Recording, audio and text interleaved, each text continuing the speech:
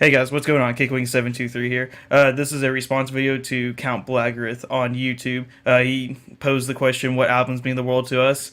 And so I have a few CDs here and then one vinyl to talk about. By the way, strong talk about you talked about in that video, man. I don't think I've ever been in a dark place like you were, so I just don't know what to say, really. Um, I'm glad you made it through. I love watching your videos, and if you would have done what you wanted to, I don't know, man. You're like one of my favorite metal YouTubers, so thank you for not. The best I can say.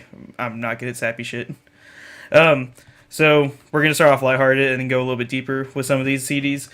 But the first one we're going to talk about is Grand Toucher with Human Coal. Coal. No, Cole, I think is how you say it. I don't know. That all just sound the same, really.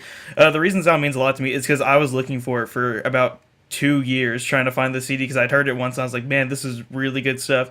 And I could never find it, and I managed to find it from one of my friends in Australia for like 15 bucks. He sold it to me, it's like shipped here.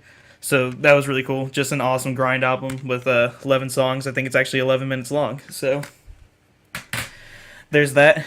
Next is the Ingested Crepitation Castrated split. The reason this one means a lot to me is because it's like the most I've ever really spent on a CD, like the most I've ever dropped at one time. The CD cost me $65, and it's one of the rare CDs I have in my collection.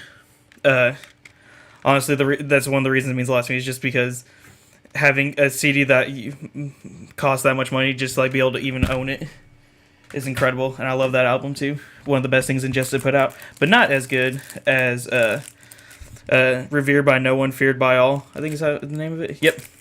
I don't know why I forgot that. For some reason, this is one of my favorite EPs of all time. But getting this one, I actually got it for Christmas from my dad, which is this was an awesome gift, especially with knowing how much the CD cost. And I actually got signed by the band whenever I saw them live, which was incredible. Seeing this band live was just insane. Being able to bring them a copy of the EP. Their guitarist, I think it was, actually told me that he was the one who numbered all these and how much of hell it was to number these. So, kind of funny.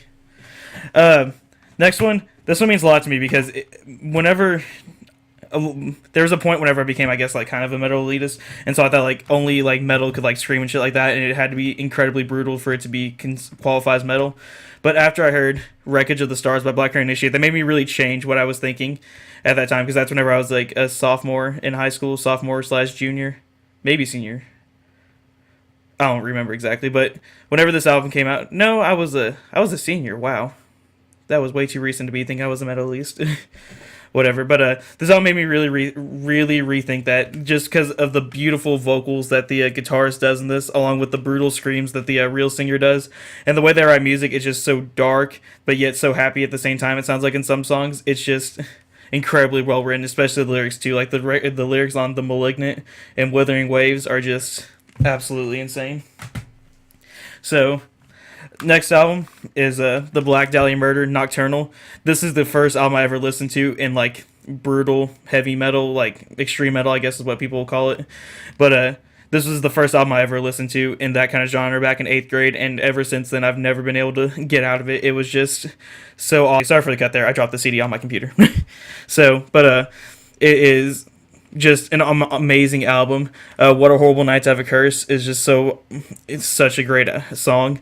Just this whole album is amazing. That's why I listen to it more than any other Black Dahlia Murder album. I'm actually going to wait for these last two CDs. And we're going to go to the one vinyl that I was going to show in this. That's the Castlevania soundtrack vinyl on the clear with splatter.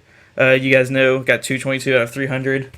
The reason that album means a lot to me is because it really just kind of combines a whole bunch of stuff that I like, which is like, I love video game music, I love soundtracks, I love the way vinyl sounds, so just having all that onto one vinyl that's actually really hard to find. I got lucky to find it at a convention with my friend RTX over the summer recently, so just having this is incredible.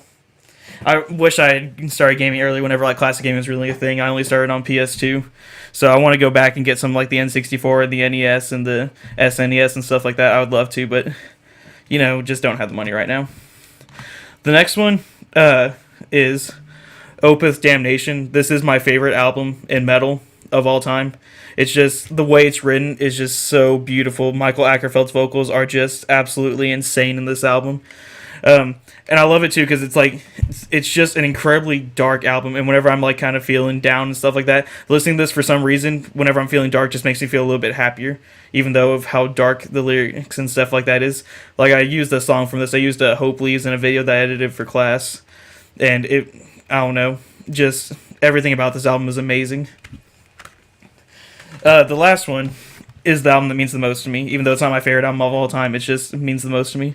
Is Disturbed, Indestructible. The reason this one means a lot to me is because back whenever I was in 7th, 8th, 9th, 10th grade, like I'd get picked on and made fun of and bullied and shit all the time. And just whenever I felt so angry, I just wanted to just beat the shit out of everyone that was in my class.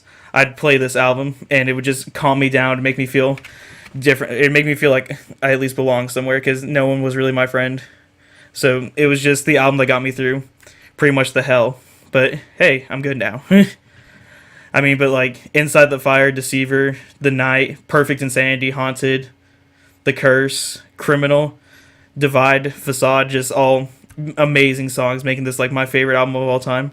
I didn't go as in depth as Count Blagorath did, but I kind of want to just make a response video because I've never made one to a YouTuber I really liked before. So, you know, I hope he sees it, but we'll see. Anyway, guys, CakeWing723, stay metal, and I'll see you guys next time. Thank you guys once again for watching. If you like the music you heard at the beginning or the end of this video, make sure to go check out the band Cunt Cuntly. My name is CakeWing723, and I'll see you guys in the next video. Stay awesome.